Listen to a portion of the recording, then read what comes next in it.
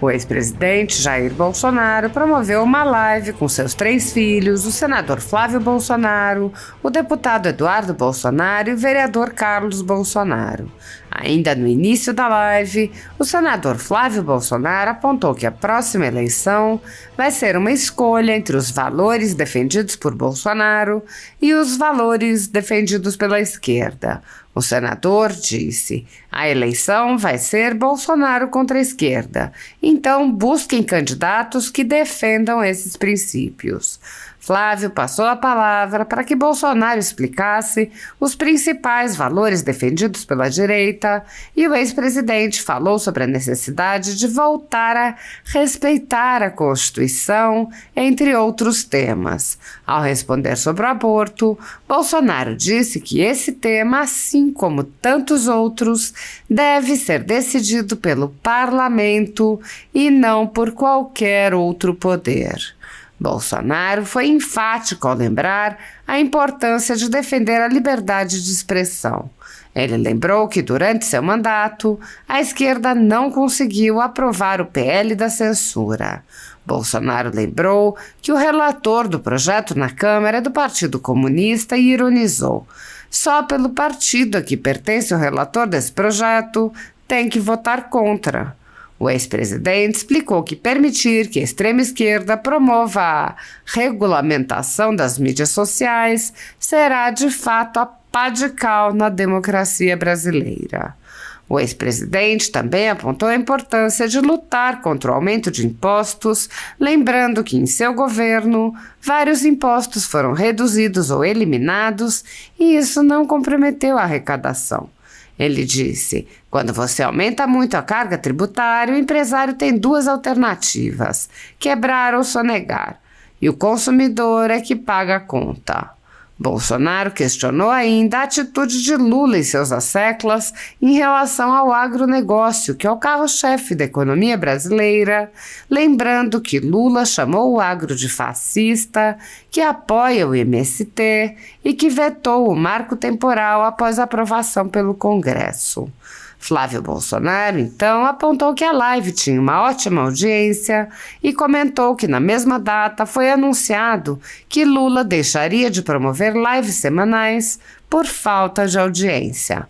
O senador perguntou se Bolsonaro queria dar alguma dica para o presidente e Bolsonaro fez chacota: companheiro, tem que falar a verdade.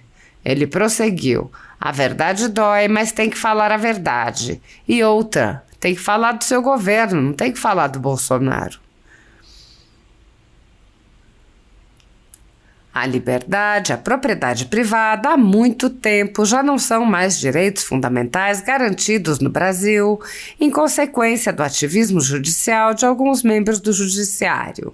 A renda da Folha Política e de outros sites e canais conservadores está sendo confiscada a mando do ministro Luiz Felipe Salomão, ex-corregedor do Tribunal Superior Eleitoral, com apoio e respaldo dos ministros do STF Luiz Roberto Barroso, Alexandre de Moraes e Edson Fachin.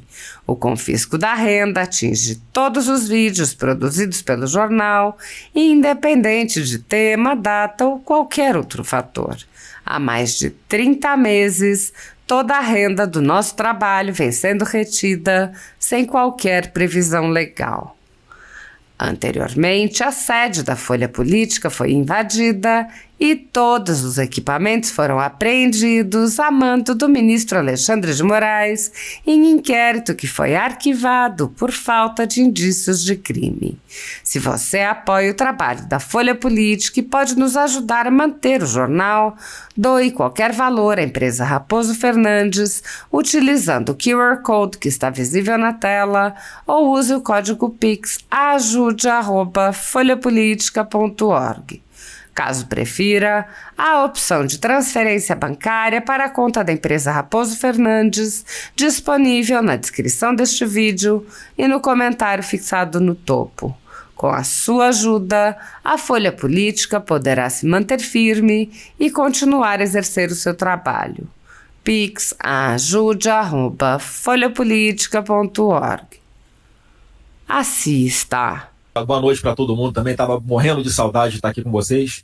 em especial com a família completa aqui, que está na política, é porque essa live é sobre essa formação de lideranças, sobre ocupar todos os espaços, presidente, não só na política, mas também na política. Então nós temos uma eleição esse ano, em 2024, em que vamos ter que disputar todos os espaços, vereadores e prefeitos, e não tem como ser diferente. Apesar de muitos não gostarem, na minha avaliação pelo menos, vai ser mais uma eleição em que vai ter a disputa Bolsonaro versus a esquerda. Então já fica aqui uma primeira dica, o Eduardo e o Carlos vão aprofundar mais no assunto. Busquem aqueles candidatos que tenham como referência esses princípios que o presidente Bolsonaro criou dentro do nosso partido, Partido Liberal. Defendemos. Por exemplo, aqui que nós defendemos. Todos nós defendemos, os candidatos têm que defender também, obrigatoriamente. E se o presidente quiser fazer alguma consideração, em primeiro, respeito à nossa Constituição. Bem, temos notícia, né? Vocês têm acompanhado que quase sempre, ou nem sempre, a Constituição não é respeitada em nosso Brasil. Essa é uma realidade. A defesa da família, dos valores da família. Família é questão de ideologia de gênero, é questão de casamento. Ninguém é contra duas pessoas se amarem. Mas isso não pode ir para dentro de sala de aula. A vida desde a concepção. Isso é questão do aborto. Eu, enquanto presidente, falava, olha, o aborto, a decisão tem que vir, se vier, né, do parlamento brasileiro. Se viesse, naquele momento, eu vetaria. Se o parlamento derrubasse o veto, passou a ser lei. Então, quem tem que decidir se o aborto tem que ser legalizado ou não é o parlamento brasileiro e nenhum outro poder. Ponto final. Tem que decidir também esse outro ponto que está mais importante, eu acho, do que nunca para todos nós, a liberdade de expressão. Então... Tem um projeto que nós conseguimos, enquanto presidente, não deixar aprovar a urgência na Câmara, mas continua esse projeto em vigor, e só pelo relator, eu não vou falar o nome dele não, ele é de São Paulo, é do Partido Comunista do Brasil. Só pelo partido ao qual pertence o relator desse projeto, tem que se votar contra. Porque se nós aqui dermos aval para regulamentar a mídia social, acabou a democracia, é a pá de cal na democracia brasileira. Isso está nas mãos do parlamento brasileiro. Eu espero que os parlamentares não deixem passar essa proposta, porque você vai perder a sua liberdade também. O legítimo direito à defesa. Aí não tem nem discutir a questão do armamento. No meu governo, nós facilitamos, né, bastante a posse e o porte de arma de fogo, e o número de mortes por arma de fogo caiu quase 30% no Brasil. Então é sinal que a nossa política deu certo. Nós facilitamos a arma de fogo para o cidadão de bem.